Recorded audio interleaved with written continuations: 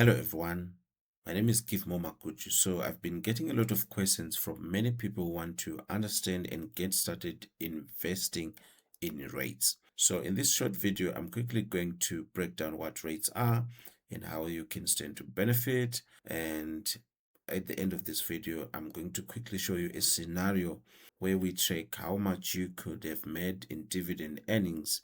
Suppose you had bought a certain number of units in Tigere rate sometime around March 2024. So without wasting time, let's dive right into it. Now, so let's quickly define what a rate is. But before I give you the definition, let me quickly look at this abbreviation, rate. Okay, so rate stands for Real Estate Investment Trust. Now, a REIT or a real estate investment trust is a company or trust that owns and usually operates income producing real estate that is divided into units that trade on a stock exchange. Now, when you buy a unit in a REIT or a listed REIT, you become a part owner of a professionally managed uh, property portfolio, right? Without having to worry about signing a title deed, chasing a tenant, or fixing a leaking roof, of the properties that are being owned by that particular REIT.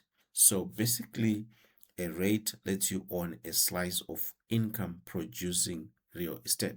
So a REIT could be owning shopping centers, offices, warehouses, etc. Right? So when you buy a REIT, you mostly benefit through dividends, which are funded by rental income. In most jurisdictions, real investment trusts are required to distribute much of their rental income to unit holders, right? For example, in Zimbabwe, REITs normally distribute about 80% of their profits to unit holders, right?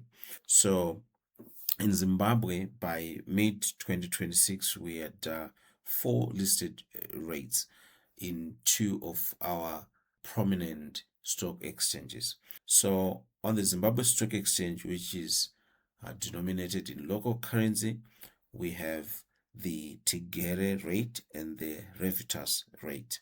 And on the Victoria Falls Stock Exchange, which is denominated in the US dollar, we have got the IGU and FUMA rate. Okay, now you need to understand this.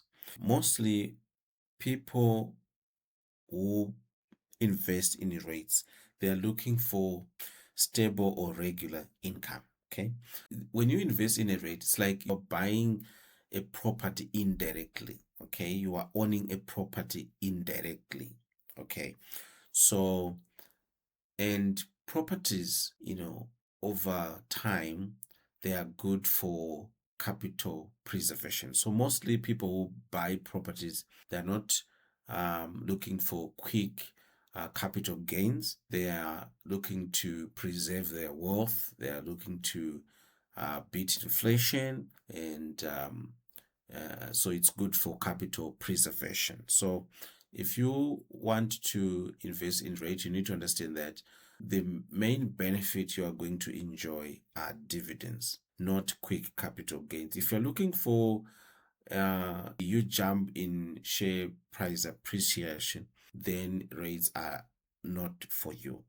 So you might want to look at maybe equities. Okay, so because with equities you might be looking at a lot of instances where the share price is appreciating in value or is going up.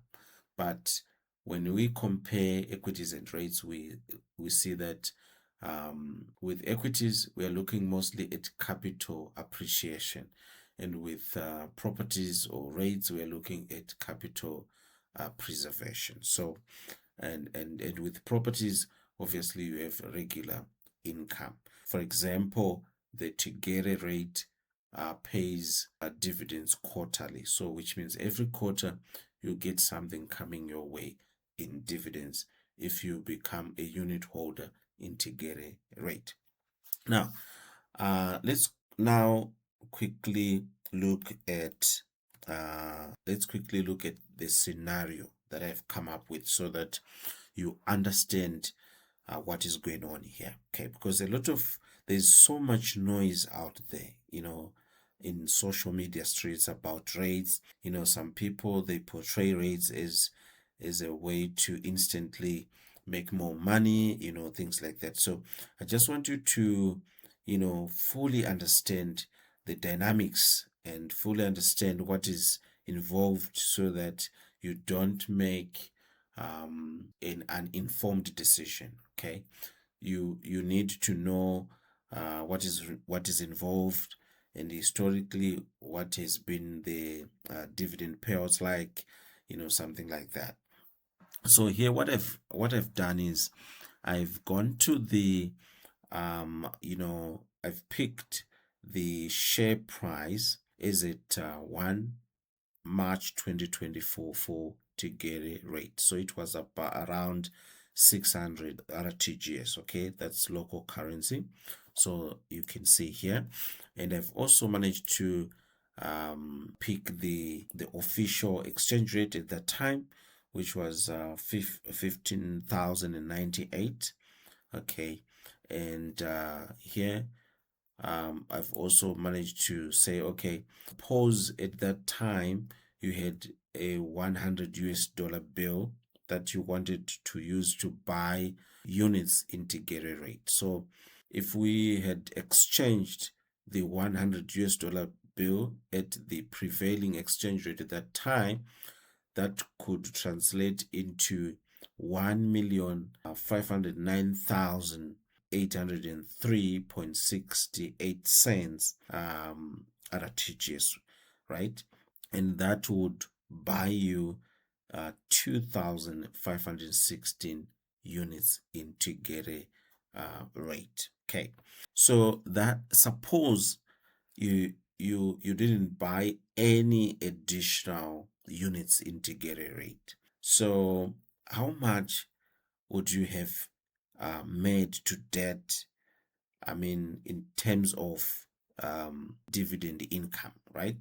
But before we get to that, I just want to make you understand that these units, I've not, the 2,516 units, I've not factored in trading costs. When you buy units, there are trading costs that are involved, but I haven't included and factored them in this example. And also, these dividend earnings or dividend income, these are pre-tax earnings, right? Before tax, right? So these are before tax dividend earnings. So here, like I said, Tigere rate pays out a dividend every quarter, right? So that's starting from the first quarter of 2024 to the last, quarter of 2020, to the second quarter of 2026, which ended on the 30th of June 2026. Now, there's a lot of confusion, right, when it comes, because I think when you look at when you open the Tigere Property Fund dividend notices, right, so you would find that Tigere would say, okay, we are offering a dividend of 0.0313 cents, okay, and that would have been expressed in US dollars. So when that is the case, you would need to divide this by 100, right, to actually express it into cents. Okay, so a lot of people make the mistake of just multiplying this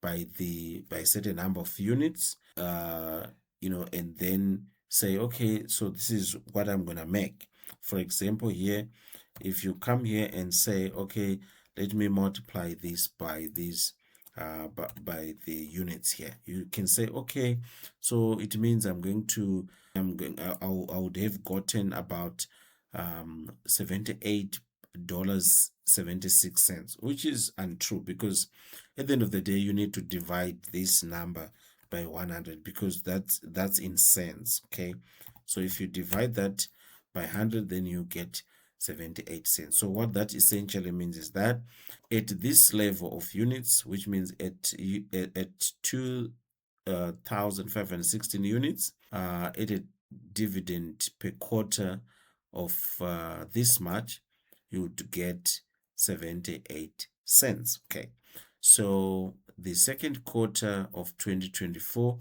you could have received a dividend of 86 cents at this level of units, and this third quarter you could have received 87 or 88.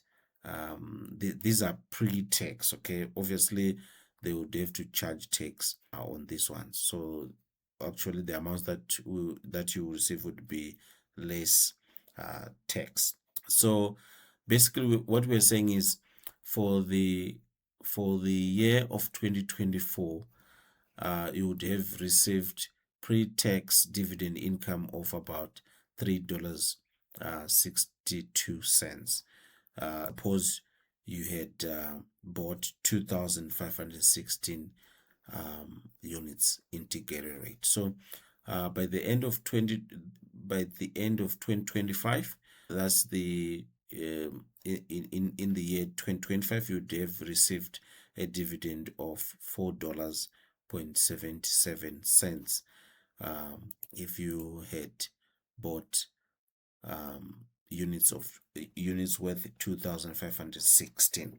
So to date, I mean, from the first quarter of 2024 up to the second quarter of 2026, all in all, you would have received a pre-tax dividend earnings of about $11.13. Okay, now let's quickly play with this number. Suppose, let's say, as at 1 March 2024, you had maybe $500 you wanted to invest. Okay, so at 500, you could have bought like 12,581 units integrated rate, and that would translate into an annual dividend in 2024 of $18, and that would have translated into an annual dividend in 2025 of $23.86.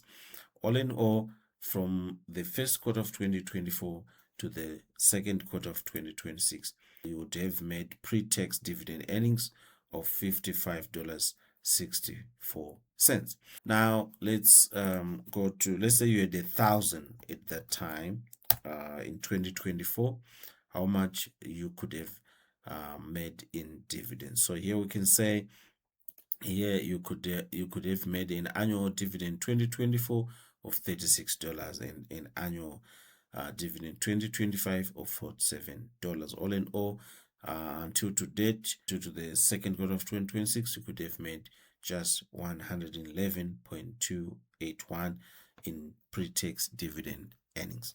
Now let's say, so what you need to know is, when you want to buy units in a rate, this is a game of numbers. The more you buy, the more you receive, right? And that's why mostly institutional investors they participate in rates at they buy a huge chunk of units because they've got the money. But when it comes to retail investors like you and me, individual investors, at the end of the day, we don't have the resources. Mind you, $1,000 getting $36 per year, may sound unreasonable, but it is what it is. But this is just to show you that it's mostly you need to have the financial muscle to really earn big with the rates if you are an individual investor just like me. Okay, so let's say you had $5,000, right? With 5,000 in 2024, you could have made and an annual dividend of or annual dividend earnings of $180. Okay, and by the end of 2025, you could have received a pre-tax dividend earnings of $238. Let's say if you had let's say 20,000 US dollars that you wanted to invest here.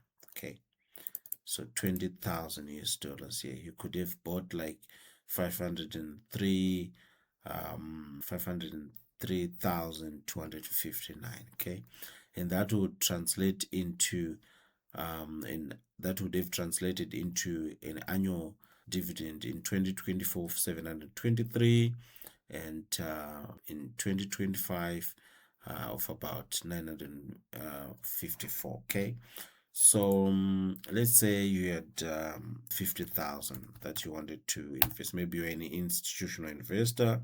Then your dividend earnings would have translated into 1,807 by the end of an annual dividend in 2024, and then 2,386 that's in 2025, and to date you could have received dividends worth 5,564, something like that. So um you know it is what it is. So like I said, institutional investors have got a bit of some advantage because they've got the cash. Even banks, and other corporates that have got that might have a huge that might have a large balance of cash on their balance sheet. They might instead of cash to sit idle in the business, they might want to invest in REITs and get regular income, right? And just so we are on the same page, this information is not investment advice. This is solely for educational purposes, and I've done this video not to discourage you, but to help you make informed investing decisions, and also to help you understand what rates are and how they work, and how to interpret these dividends, right? So if you've liked this video, please like and share it with your friends, and also don't forget to subscribe. So your subscription goes a long way. It motivates me and it encourages me to create more content like this. So if you've got any area that you would want me to make a video for, please put the suggestion in the comment section below. Otherwise, thank you.